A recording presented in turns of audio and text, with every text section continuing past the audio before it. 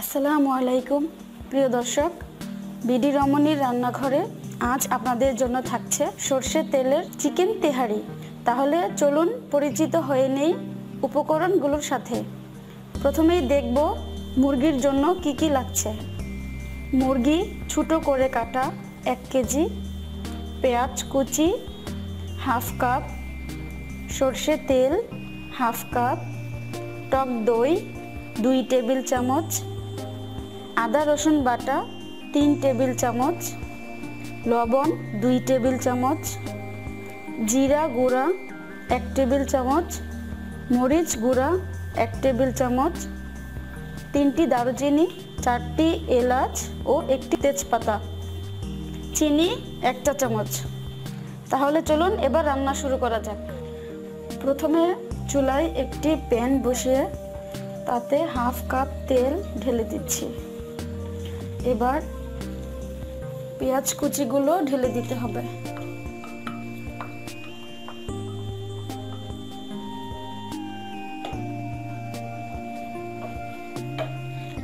চুলার আঁচটা একটু বাড়িয়ে দিতে হবে।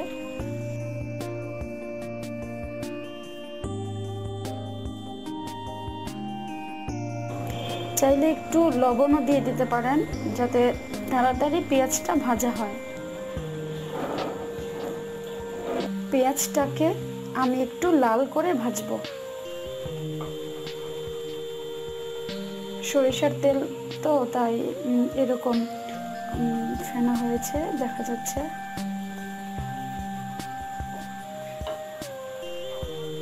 এভাবে উঠিয়ে উঠিয়ে দেখতে হবে পেঁয়াজ লাল হয়েছে কিনা, অন্যথায় পুড়ে গেলেও বোঝা যাবে না। হয়ে গেছে পেঁয়াজ ভাজা। এখন আমি সব উপকরণগুলো এক এক করে দিয়ে দিব। প্রথমে আদা রসুন বাটা দিয়ে দিচ্ছি,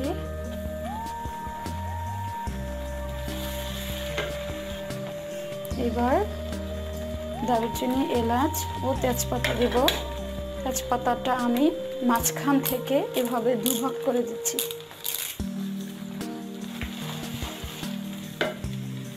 এই পর্যায়ে আমি টক দই দিয়ে দিচ্ছি।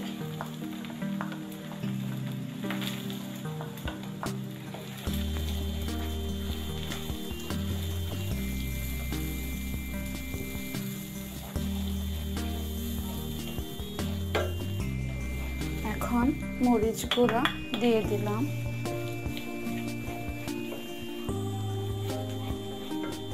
জিরা গুঁড়া দিয়ে দিলাম,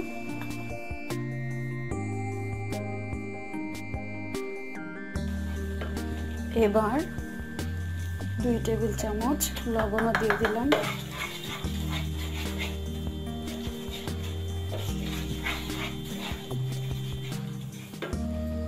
এখন 1 টেবিল চামচ চিনিও দিয়ে দিয়েছি।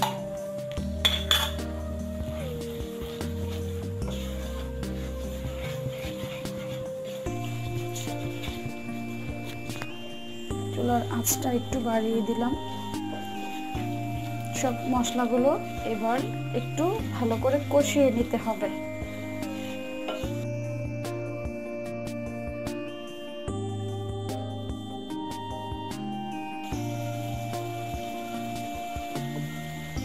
কষানো হয়ে গেছে, দেখা যাচ্ছে উপরে তেল ভাসছে।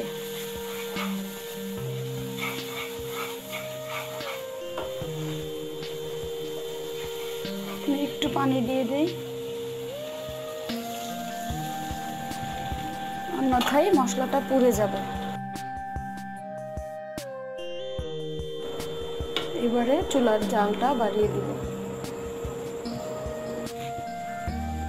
এখন পানি শুকিয়ে তেলটা মশলার উপরে ভাসা পর্যন্ত ওয়েট করতে হবে। মশলা কষানো হয়ে গেছে, পানি শুকিয়ে গেছে, তেল উপরে ভেসে উঠেছে। এবার আমি মুরগির পিসগুলো দিয়ে দিচ্ছি।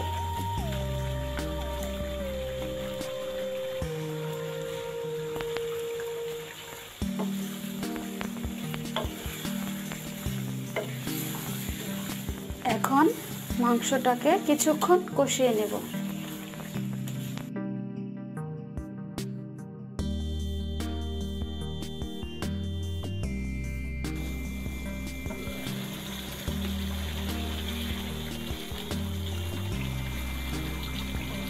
মাঝে মাঝে নেড়ে দিতে হবে, আর একটু কষাতে হবে। মাংস কষানোর মাঝখানে আমি কিছু আলু দিয়ে দিচ্ছি, কারণ আমার পরিবারের সবাই আলু খেতে খুব পছন্দ করে। চাইলে আপনি দিতেও পারেন, নাও দিতে পারেন।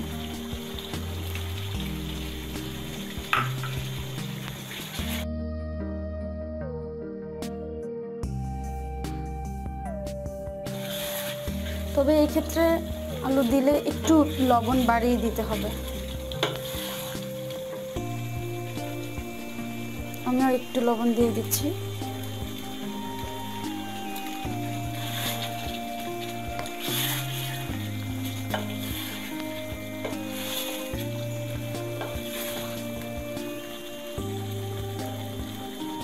এবারে ঢেকে দিব। মাংস পুরোপুরি কষানো হওয়া পর্যন্ত অপেক্ষা করতে হবে।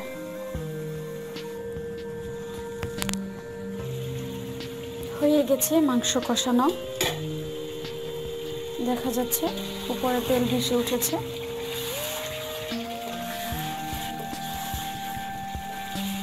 এবার আমি এতে 1 কাপ পানি ঢেলে দিয়ে সিদ্ধ হতে দেব।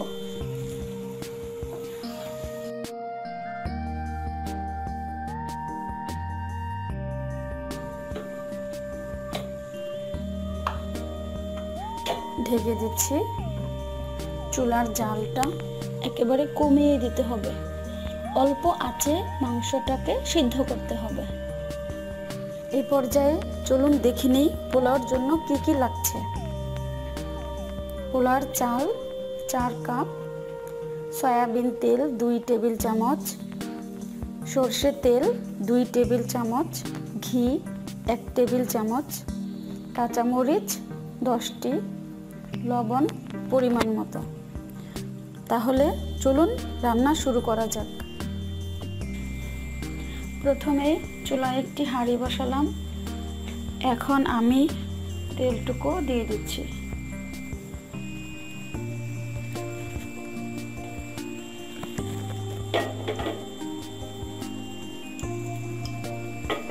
তেল গরম হয়ে গেছে। এখন আমি ধুয়ে নেওয়া পোলাওর চাল তেলে দিয়ে দিচ্ছি।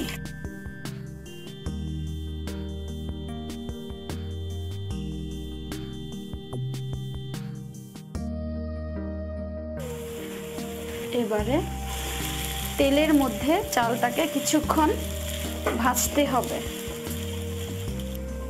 চালটা একটু বাড়িয়ে নেই।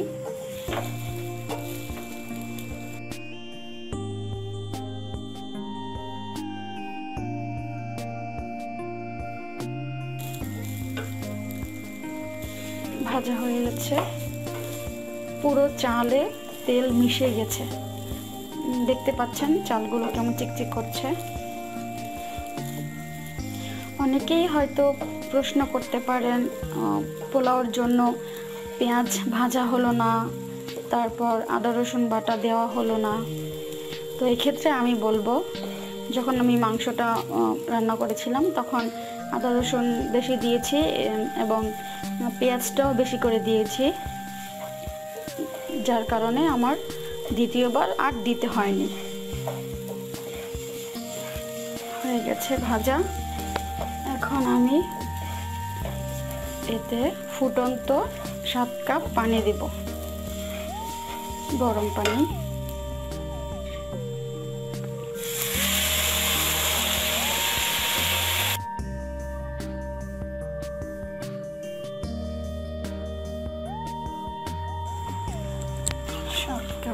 এইরকম পরিমাপক কাপ কোকারিজের দোকানে কিনতে পাওয়া যায়।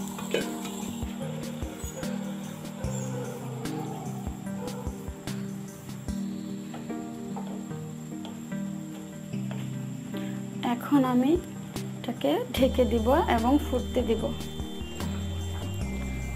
এখন আমি এতে পরিমাণ মতো লবণ দিয়ে দিচ্ছি।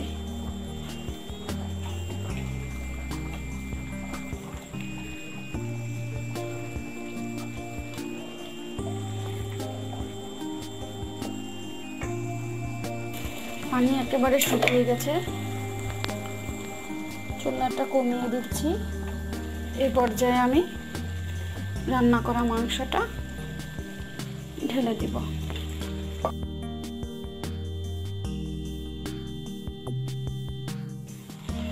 আমি তিহারির জন্য কক মুরগি নিয়েছি। আপনি চাইলে ফার্মের মুরগিও নিতে পারেন, কক মুরগিও নিতে পারেন।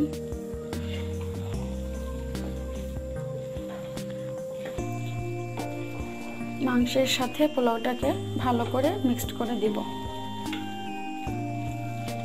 হয়ে গেছে মেশানো।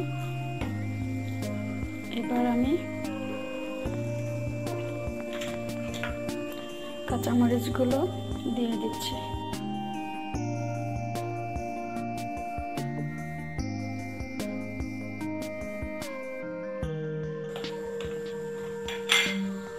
এবারে ঢেকে দিয়ে চুলার জাল একেবারে কমিয়ে দেব। 20 মিনিট দমে রাখতে হবে। মনে রাখবেন 20 মিনিটের মধ্যে ঢাকনা একেবারেই খোলা যাবে না, তাহলে তেহারিটা ঝরঝরে হবে। 20 মিনিট হয়ে গেছে, খুব ঝরঝরে হয়েছে। তো এই পর্যায়ে আমি ঘি ঢেলে দেব।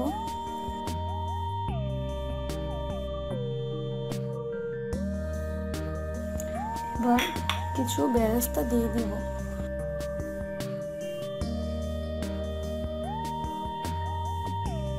হয়ে গেছে সরষে তেলে চিকেন তেহারি।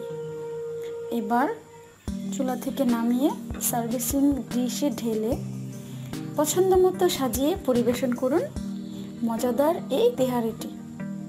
আমার রেসিপিটি আপনাদের কেমন লাগলো তা অবশ্যই জানাবেন। আপনিও ট্রাই করবেন। আপনার রান্না কেমন হলো তা আমাকে জানাবেন। আর এইরকম সুন্দর সুন্দর সহজ সহজ রেসিপি পেতে অবশ্যই সাবস্ক্রাইব করবেন। সবাই ভালো থাকবেন। ধন্যবাদ।